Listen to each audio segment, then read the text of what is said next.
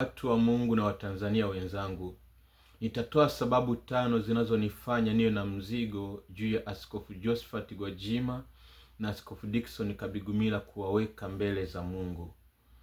Naomba niombe ili Bwana endelee kututangulia. Mungu uliye hai na Baba wa mbinguni, ninasogea kwako Mungu unayeishi. Neema yako ikazidi kuniongoza, ikazidi kunitawala. Roho Mtakatifu nijalie hekima na usahihi katika kunena. Na neno hili Bwana ukachilie kibali na mguso wa kimungu mioyoni mwetu. Ni katika jina pekee la Yesu Kristo aliye hai. Amen. Inawezekana kabisa hii ikawa ni awamu ya mwisho ya kuongea chochote juu ya Askofu Josephat Gwajima na Askofu Dickson Kabigumila. Nitaendelea na ratiba zingine ambazo Mungu amenipa juu ya taifa. Ni kwamba leo baada ya kutoka kanisani nilikokuwa nimeenda kwa ajili ya mafunzo ya neno la Mungu na maombi, nilipofika tu ndani nikajikuta na mzigo sana wa kuomba juu ya Askofu Josephat Gwajima na Askofu Dickson Kabigumila pia. Nikiwa ninaomba nikajikuta niko kwenye mzigo, ninalia machozi. Unajua Askofu Mwalimu Mwakasege aliwahi kufundisha kwa habari ya Roho Mtakatifu anaweza kukupa huzuni ya Roho Mtakatifu. Yaani Roho Mtakatifu akahuzunika kupitia wewe, ukajikuta unalia machozi, lakini sio wewe, ni Roho Mtakatifu ndani yako. Kwa nikawa najiuliza kwamba kwa nini nimekuwa na mzigo kiasi hiki juu ya watumishi hawa. Najua maandiko yametuambia kwa habari ya sisi kama watumishi kupendana, kubebana. Ikabidi nikiwa kwenye utulivu huo nikakumbuka ushuhuda wa mtumishi mmoja, Mchungaji Katekela wa TAG. Kwa hiyo ikabidi nirudi kusikiliza ujumbe huo ambao amewahi kutoa ushuhuda juu ya Askofu Josephat Gwajima. Kwa nikasikiliza video ya kwanza, nikasikiliza na video ya pili ya mwaka huu ya mwaka jana 2025 aliyoitoa Disemba. Kuna kitu ambacho nikapata picha. Kwa hiyo ninaomba niseme sababu 5 ambazo zinanifanya niwaombe watu wa Mungu na Watanzania wote ambao mnampenda Askofu Gwajima, mnampenda Askofu Dickson Kabigumila, tuwaombee mbele za Mungu. Sina maana ya kuwahukumu wanachokifanya, ila nina maana kwamba tuweke tahadhari juu yao na kuwaombea kama watumishi wenzetu katika Kristo.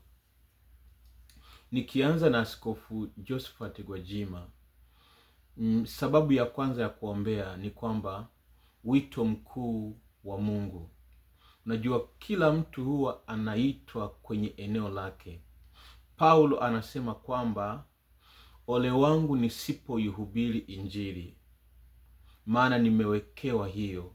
Lakini pia akaja kusema ya kwamba alikuwa anaelezea mahali kwamba mimi sikuwabatiza hata watu wa kwa Stefano, maana Mungu hakuniita ili nibatize bali nihubiri Injili. Kumbe kila mmoja ana wito wake. Ndio maana mfano Mwakasege hakuwahi kuwa huyu Faneli Sedekia, na Faneli Sedekia hakuwahi kuwa Mwalimu Mwakasege, ingawa wote walifanya huduma pamoja, lakini kila mmoja alikuwa na eneo lake. Mwalimu Mwakasege alisimama kwenye nafasi ya neno, mwalimu wa neno. Faneli Sedekia alisimama katika nafasi ya kuimba. Kwa kila mmoja huwa ameitwa kivyake. Lakini pia kuna watu wameitwa kuwa viongozi wa nchi.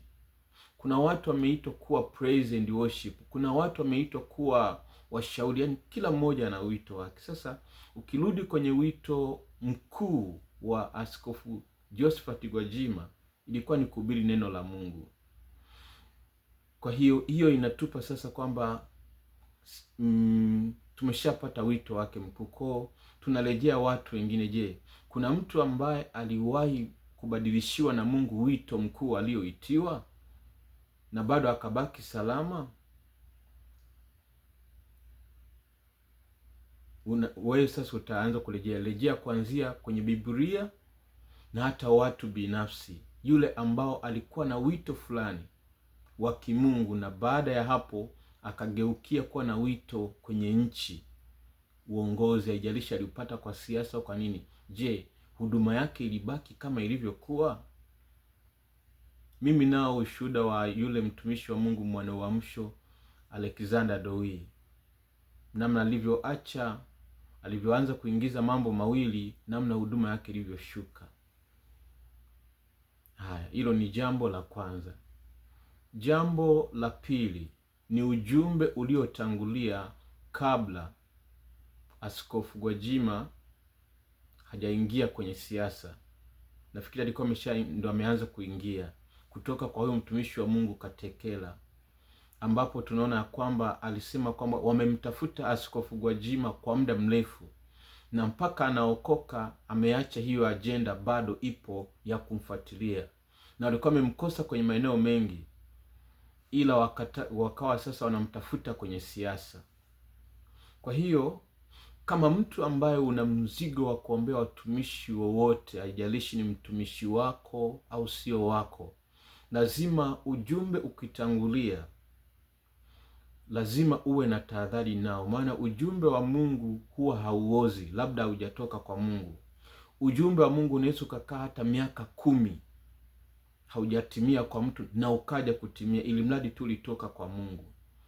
Kwa hiyo kama sauti ya Mungu ilikuwa imeshatoa tahadhari kupitia mtumishi wa Mungu Katekela ya kwamba Askofu Gwajima anawindwa eneo la siasa, na akasema kama ningekuwa mimi ningemshauri asijihusishe na siasa. Kuna wakati sauti ya Mungu inakuwa inanena kupitia watu, kwa sababu hatufanyi tu kwa sababu kuna kitu tuna uwezo wa kufanya, bali tunafanya kwa sababu Mungu ametuita huko kufanya. Hiyo ni sababu ya pili ambayo inanifanya kwamba tuwe makini, lakini pia tumuombee. Sababu ya tatu ni ujumbe binafsi ambao Mungu alinipa juu ya Askofu Gwajima. Ujumbe wa kwanza ilikuwa ni 2022 ambapo nilionyeshwa kwamba anahitajika asimame kwa ajili ya mikutano ya uamsho na maombi ya kitaifa kabla ya uchaguzi wa mwaka 2025. Ujumbe huo ambao nakumbuka nilimshirikisha Askofu Dickson Kabigumila, lakini kabla sijamshirikisha nikajikuta namuona Askofu Gwajima anafanya mikutano, ila kwenye hiyo mikutano anachanganya na siasa.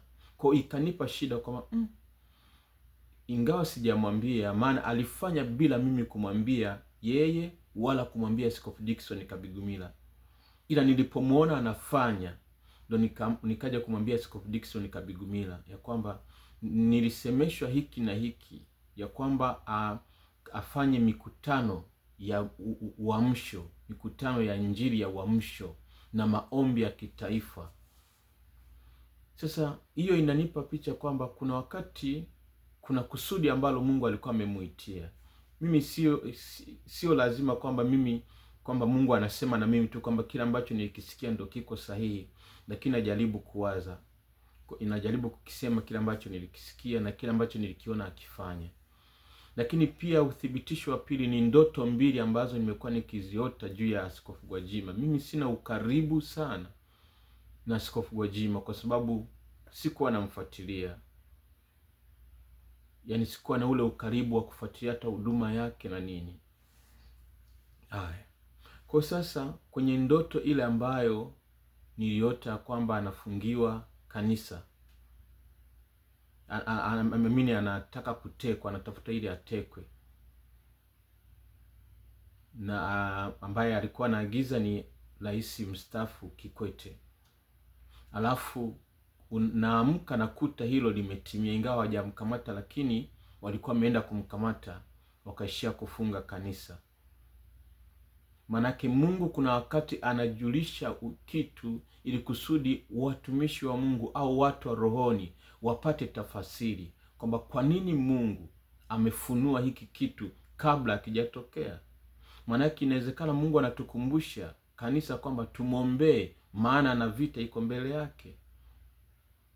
Lakini pia kilichotokea kwenye uhalisia sasa wa mwilini, ambapo makanisa yake yalifungwa, inawezekana kikawa na maana kwenye ulimwengu wa roho.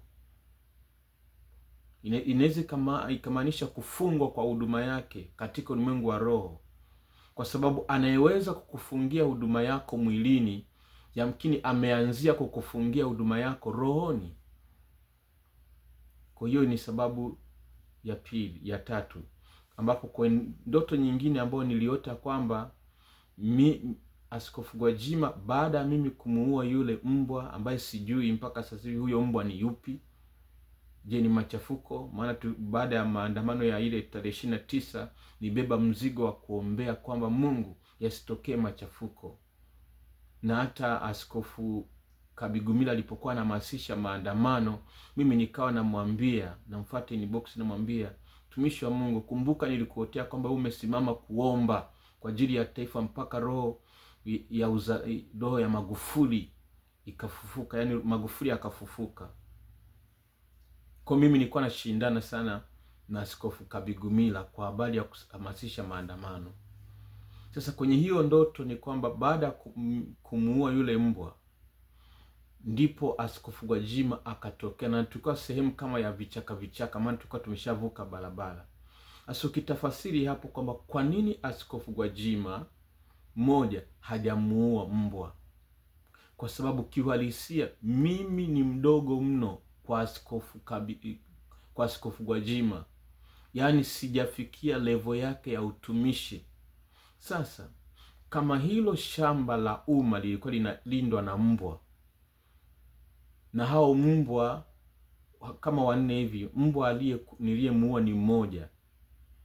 Sasa kwa nini hao mbwa wasiuliwe na Gwajima niuwe mimi?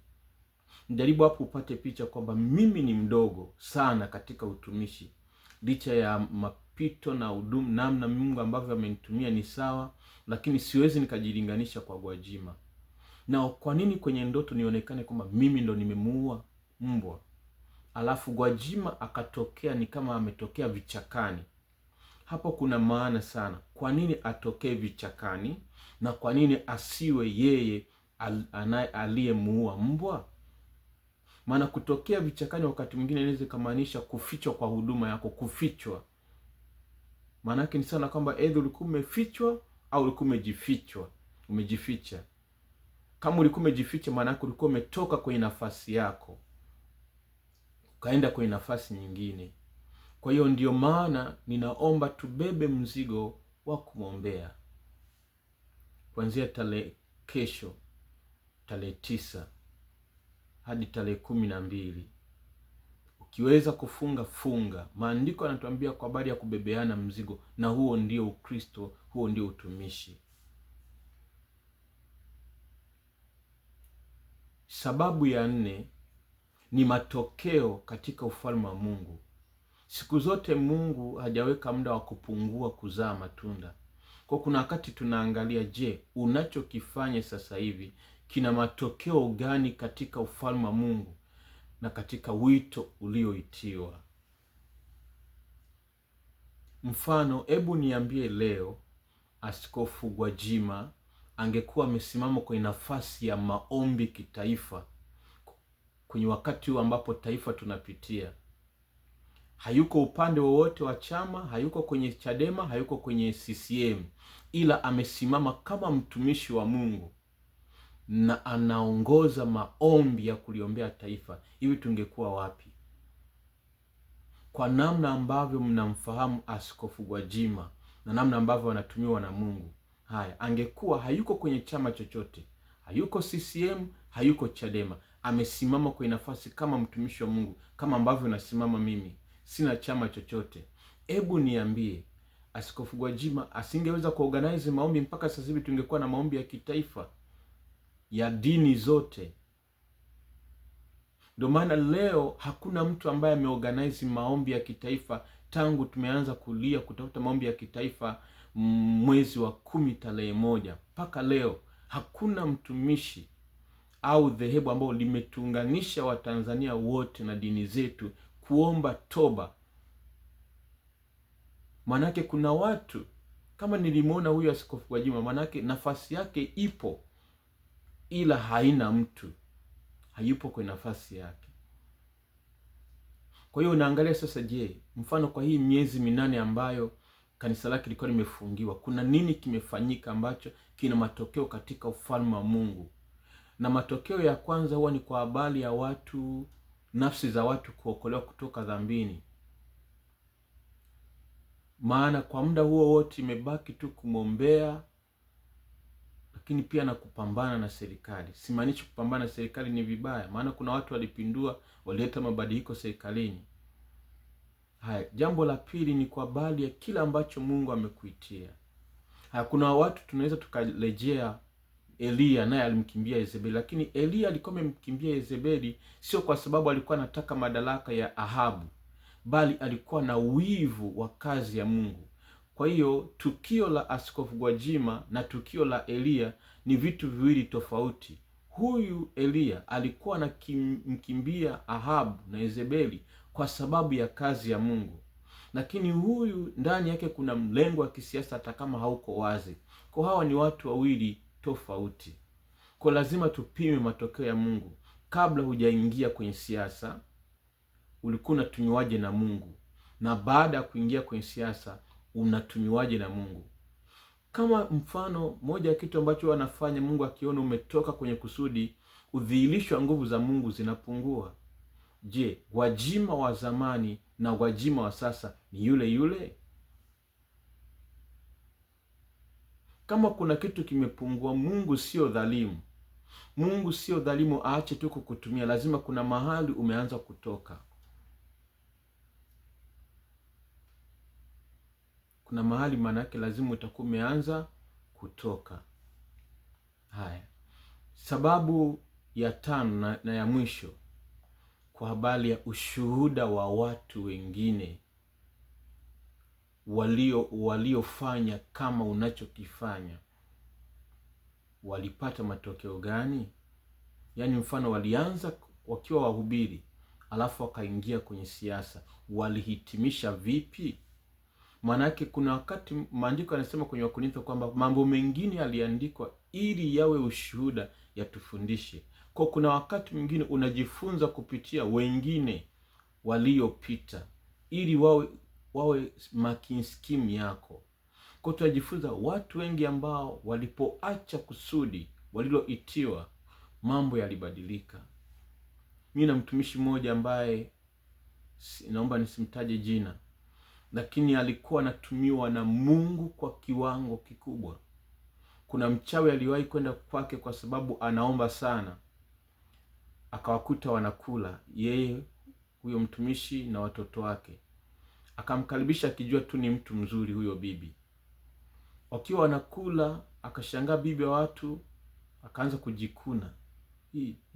Akaanza kuguna, mara akachanganyikiwa. Haya, kuna siku alikuwa anahubiri akajikuta kwamba yani haelewi ilikuja nini. Watu walikuwa nasikiza wakasema kwamba yani kuna wakati uso ulikuwa unang'aa. Yeye anasema akiwa anahubiri alishangaa ametolewa, akajikuta yeye amekaa, alafu anamuona mtu mwingine mwenye sura kama yake anahubiri, yeye amekaa pembeni. Na hiyo siku watu wanashuhudia kwamba yani kulikuwa na utisho wa kimungu. Lakini mtu kama huyo ambaye alitumiwa na Mungu kwa kiwango hicho, bado ni mtumishi wa Mungu, lakini anasema kwa kweli hata sielewi nini kilitokea. Hata nikitaka kufunga siku moja wakati mwingine nashindwa, ikifika saa 4 nakula. Mtu aliyekuwa anafunga siku 21 kavu. Nini? Kuna wakati ambapo Mungu haachi kukutumia kwa sababu umetenda dhambi, bali kwa sababu umeacha kila alichokutumia. Maana sasa hivi hahubiri injili kama mwanzoni. Sasa hivi amekuwa mtumishi wa ofisini. Ndio maana kabla kanisa au dhehebu halijakuajiri kazi ofisini, lazima muulize kwanza Mungu, ndo ulichoniitia hiki? Haijalishi umepewa uaskofu, haijalishi umepewa nafasi kubwa, askofu bado ni utumishi wa Mungu. Haijalishi umepewa nafasi kubwa kwenye ofisi au kwenye dhehebu, lakini hiyo ndo wito wako? Maana kama ukuitwa kuwa wa ofisini, bali uliitwa kuwa kwenye mikutano ya injili, lazima kuna kitu kitapungua. shuhuda za watu kama hawa ambao, je, kuna watu ambao waliacha utumishi wakaingia kwenye siasa na bado Mungu akawatumia? Kwa hiyo hizo ni sababu ambazo natamani tuzirejee. Simaanishi wanachokifanya sio sahihi. Mfano, Askofu Kabigumila, hiyo ndoto ya kwanza ambayo nilionyeshwa, ambayo ilikuwa kwamba amesimama kuomba. Sasa hivi hatuwezi kusema amesimama kuomba kwa sababu hatuoni akihamasisha maombi. Hiyo ni ya kwanza.